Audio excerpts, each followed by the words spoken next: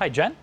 Hi, Heath. How are you? Nice to meet you. Thank you so much for coming. So I'm guessing this is the area you wrote in about? Yes, this is the area. We have a bit of a lighting issue.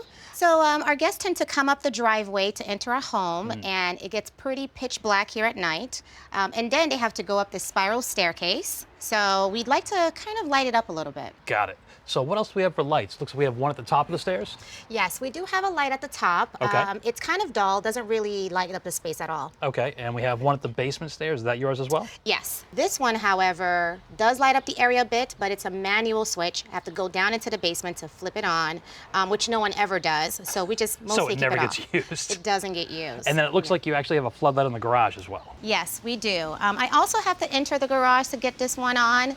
And when it is on, it's just this bright light. And it might aggravate some of the neighbors and the people around here. I can see that possibly shining into a window. Yes, you got it. And we don't want to be those neighbors. So we also tend to not use that. Yeah, and you don't want that phone call. We don't. Yeah. So from looking at everything, I think we have a couple of things we want to solve. We want to make the area brighter without being too intrusive to the neighbors and make it comfortable for guests to come into. Yes. And we need to find an easier way for you to control this. Yeah. I don't think that's too bad. I think I have a couple of solutions. Let me grab a couple of items you can take a look at and we'll go from there. Awesome. All right. All right, Jen, so since you mostly use the driveway and your guests come up the driveway, come into the house, and that's pretty dark out there, I want to address that area first. So the first option we have are a couple of things like this. We can use an LED tape on the bottom side of that water table, that white board that runs the whole length of the house. So this is the more standard type of LED tape that you see. You can see it has the dots on it. It's very flexible. It can work around what we want to work around. It's low voltage, so it's 24 volts DC. So for that, we end up using a power supply like this. This will plug into the outside receptacle. Then a couple of wires will connect to this, and that's how that works. Okay.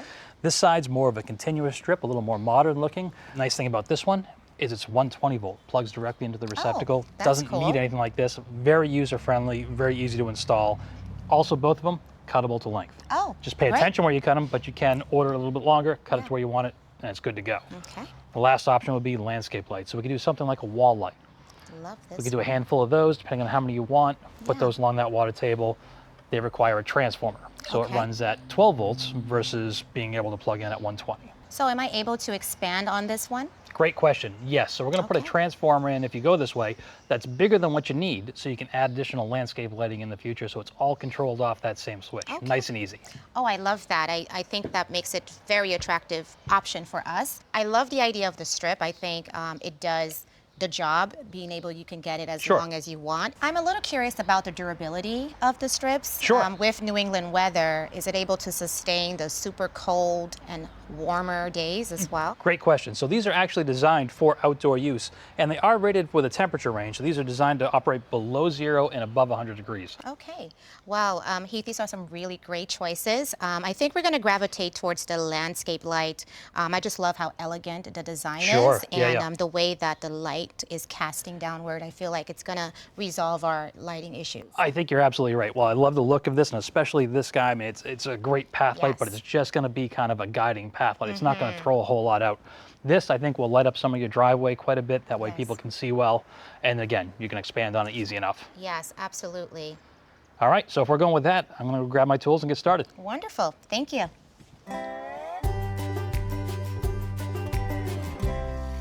Hey, Heath, looks like you've made quite the progress here. Jen, perfect timing. So just starting to do the layout here and figure out where we want to put these before we start to attach them. And we're trying to avoid all the obstacles that are in the water table itself. We have the spigot, we have dryer vents, we have a hot water heater vent over there. We got a lot going on. So what I was thinking of is starting at the center, right about here. And then it seemed like every 6 feet from that point forward worked out pretty well. So I kind of laid them out on the ground for you to take a look at. What do you think? I love the spacing, and I feel like it's going to light up this driveway pretty nicely. I think so, yeah. And what I'm thinking is I'd rather attach these down low, something close to that bottom edge. And then this actually have this little cavity here. I can tuck the wires behind, keep everything concealed. I think if we mount these, like I said, every 6 feet or so, I think it'll be pretty good. Awesome. Looking forward to it. All right, I'm going to go ahead and get started then. I'm going to measure over 6 feet. Just going to hold it in place and mark the center. The reason I mark the center is I want to cut a little groove so when this wire goes in, it can just tuck up under that board without looping down. Keeping this fixture flush with the bottom board.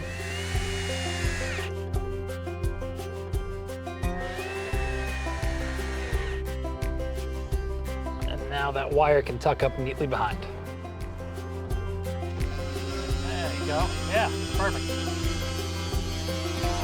That's it. That's all we need. I think that's the Beautiful. best one yet.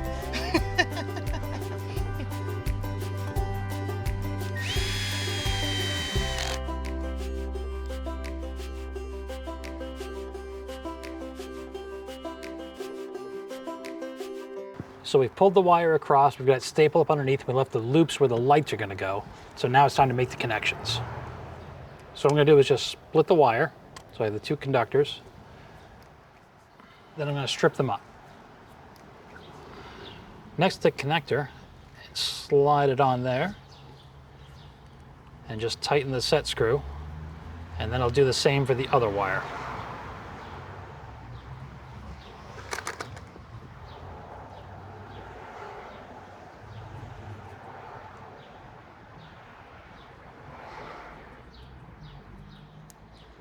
Then I'll slide a sleeve over.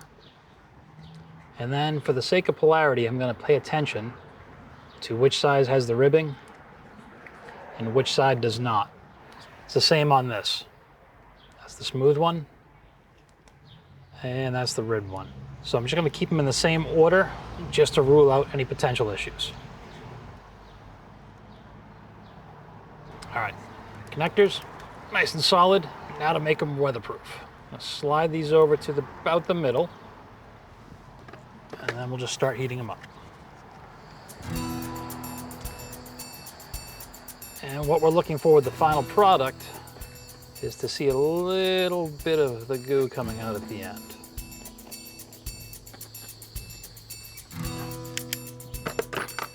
And you can see right there that it's nice and sealed around the wire on all sides. That helps glue this together and keeps it weatherproof. Now that we're able to install the lights and get the wire where we wanted it, we know where the transformer is going to mount. So we're going to go ahead and secure this into place and then wire it up. All right, so the connection is very simple. We just have the two wires. We'll strip these back like we did for the fixtures. One's going to go to the common terminal and one's going to go to the 12-volt terminal. Tuck those over.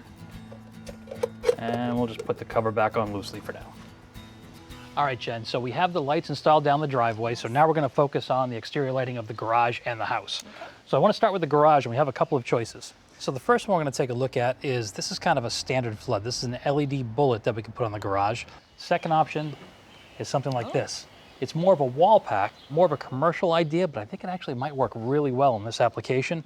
So you can see it's pretty flat. It's not gonna shine the light out, but it goes out into the driveway. Yeah, It does a really, really good job. So when we hold them up like this, we can see how much of a difference we get out of the light of those. Yeah. So I think without blinding the neighbors and giving us a soft, comfortable area to work in, I think this might be a better choice. Yeah, I would have to agree. All right. And what do we have here? And then for the exterior light, well, I just kind of picked one for you. Hope you like it. I love it. I'm obsessed with this light. I did have a question about these ones. So how do I switch it on? Am I still having to go into the garage? Because I don't want that light So anymore. hopefully not. We're going to try and get a smart switch to work in there. But this one does have an optional photo cell. Okay. We don't have to use it, but it could come on dusted on if you want. Great. The easier the better. Yeah. Thank you. All right, Jen, so it's time to swap out the garage fixture. You up for it? Let's do it. Okay. So the first thing we did is we turned the power off, and now it's time for you to take this fixture down. Okay. So you're going to start by taking that little center cover off, and then there should be a screw in there holding this in. All right. So now we want to take the wires off. We're going to start by disconnecting the black, the white, then finally the ground. Next, we want to take the fixture bar off. All right. Okay. So the new fixture kind of mounts in a similar way. It has a similar bar, but the thread in the middle is a little bit different. That's going to go across those, just like the other one came off, and just like that.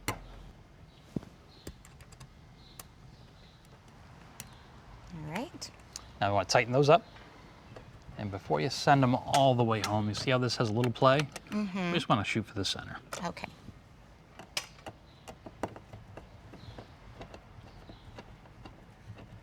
So let's loosen that ground screw up while you have that. Okay. Don't want it out, but we just want it loose. A little more, there you go. And I just want to wrap that wire around it as well. All right, Jen, now we're ready to install the new fixture. So I'm going to hold it in place for you. Okay. And we're going to put these in a certain order. We're going to start with the ground wire. That's going to go on first. ground wire is always the first one to connect and the last one to disconnect. Okay. Next we'll do the white wire. Yeah, and just line them up. That's great, right there. And now the black wire. Yep. Okay. So happy with those? Yep, I think so. Great, okay. So I'll hold this. What we want to do is we want to tuck these into that space a little bit. Get the wires all the way in there as best we can. Okay. All right, Jen, so I'm going to hold this into place. Okay.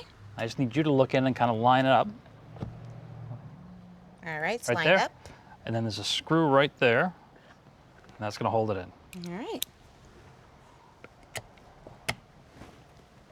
Pretty good there? Yep. Okay. That's pretty secure. And let's just see how we did. Need to tip it a little. Yep. It's between the lines. All right. Then we just want to put this little cap on. Okay, looking good. Now I'm going to work on replacing the light fixtures on the side of the house. I want to put a proper ground screw on the ground wire here, maybe a couple of number 10s to hold this in a little more securely. This spot right down here, this lower screw is actually threaded for those screws, number 10, 32 ground screw.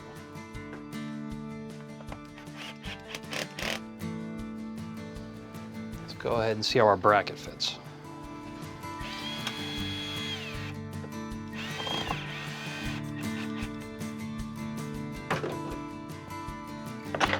And now we can connect the fixture.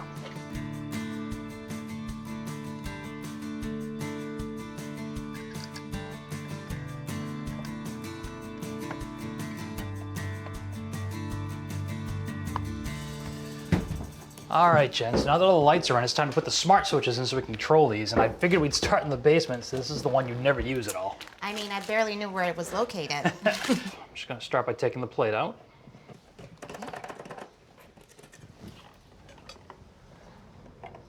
Take these out of the way.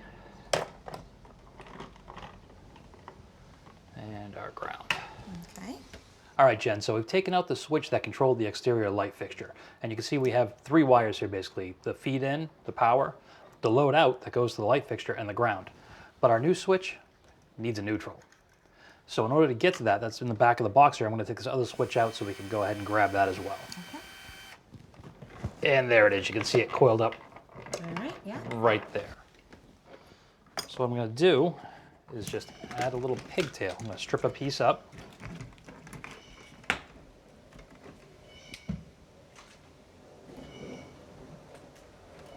All right, so now we can just go ahead and tuck the neutrals back in, and we can put the existing switch for the basement lights back in place. So in this case, we have 5 wires on a switch. Our ground will go to the bare copper. Yeah. Our white will now go to the neutral here. This blue is actually going to get capped. Okay. We don't need that. That's if we have multiple switch locations. The black will go to our constant power, and the red to the light. And now we'll do our best to fold those up as neatly as we can into the wall.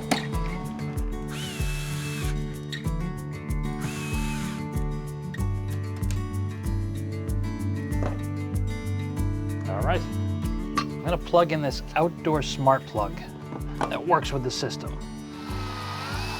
Just want to secure it to the wall. And then we'll plug our transformer in. All right, Jen, you get that last switch paired? I sure did. All right, let's give that scene a try. All right, let's see. Look at that. Wow, this is incredible. I think it looks great. I can't wait to see it at night. It looks amazing. Thank you so much, Heath. You're welcome. Thank you so much for the help. Thank you. Enjoy.